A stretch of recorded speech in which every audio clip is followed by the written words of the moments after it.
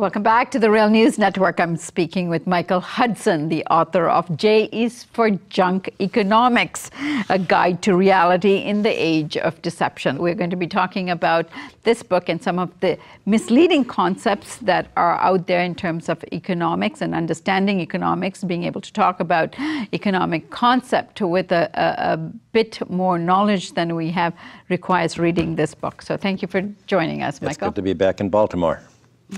So, Michael, now one of the things that you really try to tackle in this book is, of course, the euphemistic concepts of economics. And Trump economic plan has focused on infrastructure investment as one of its key plans for the economy. And, of course, he says that this will better business climate, create a better business climate, and create good jobs. So what do you think of that?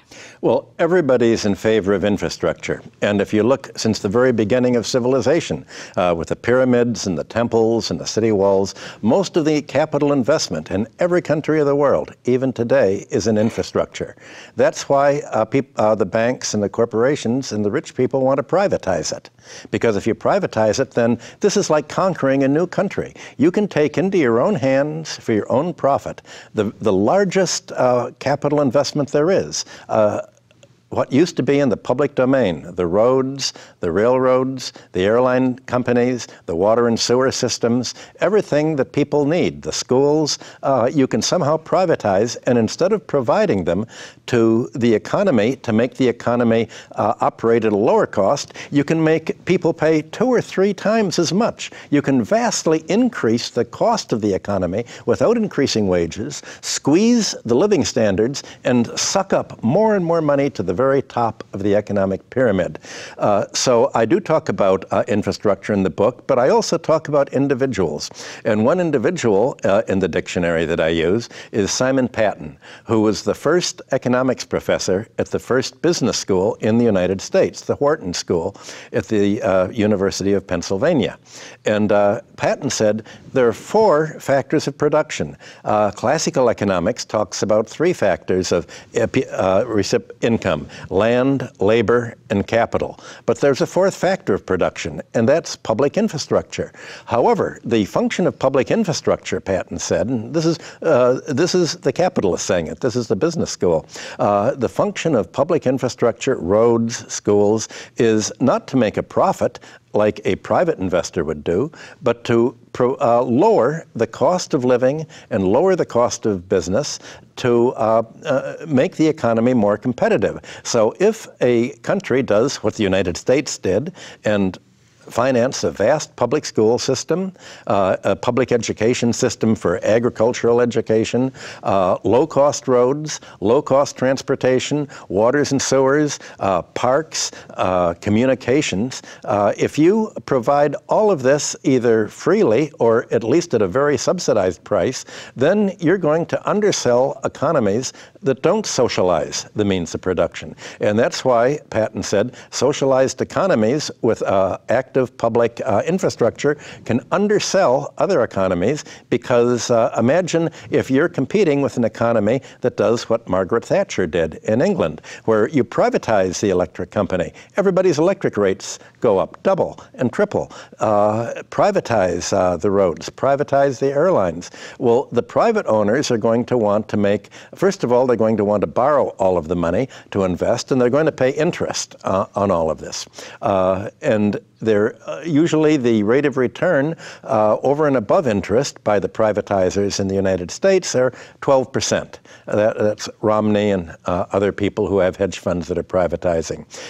They're going to add all sorts of managerial costs, interest, profits, and they're going to make a capital gain on the stock. And all of these payments to the private participants in what's called a private-public partnership, all of this is going to vastly increase the cost of this infrastructure. And you can look at what happened in Indiana, for instance, when it built a toll road. The state borrowed money, said we need a highway.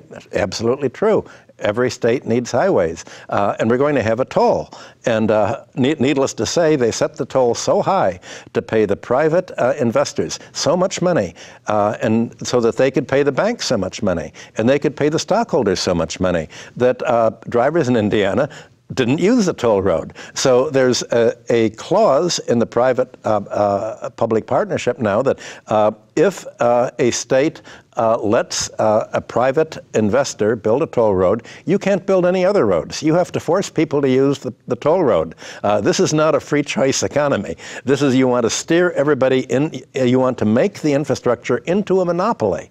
Well, the whole purpose of public investment for 100 years in the United States was to prevent monopolies. That's why we had anti-monopoly regulations. That's why America put into effect the anti-monopoly rules, and that's what made America so much more competitive in the late 19th century and the early 20th century, and it was able to undersell European countries and other countries that followed the private emphasis of public partnership. So the public-private partnership isn't really a partnership at all.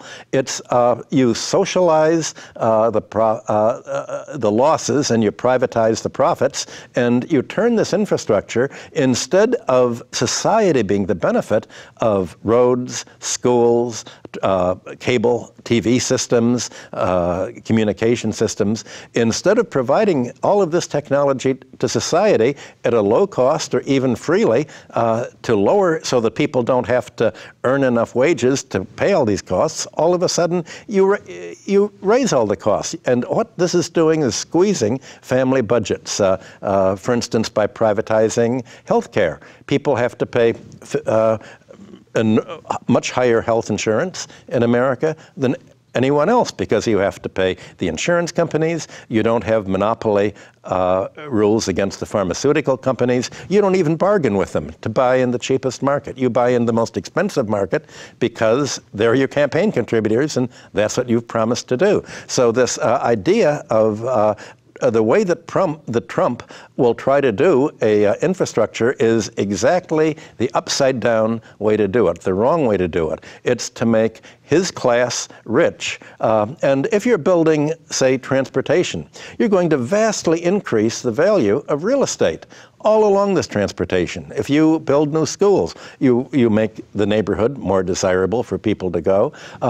Normally, the whole idea of classical economics was you recapture all of this value that you've created by public investment. You self-finance it by recapturing it as taxes. That wouldn't be the case with Trump. He's not going to recapture anything. You privatize all the benefits of the infrastructure, and his aim is make sure that the population at large gets zero benefit from it, that all the benefit goes to the financiers and the corporate owners. Why are you so apprehensive? I mean, when Trump talks about cost of pharmaceuticals, for example, he says the problem is that we don't negotiate the price with the pharmaceuticals, and he's a negotiator, he's a businessman. So why shouldn't we believe him? We should hold his feet to the fire. We should say, hey, this is what you said, nice to hear, but is it rhetoric? When are you going to do this? He's going to try to say, oh, Congress won't let me, the Republican Congress. But okay, when are you going to run against these candidates and support candidates who will support what you're trying to do?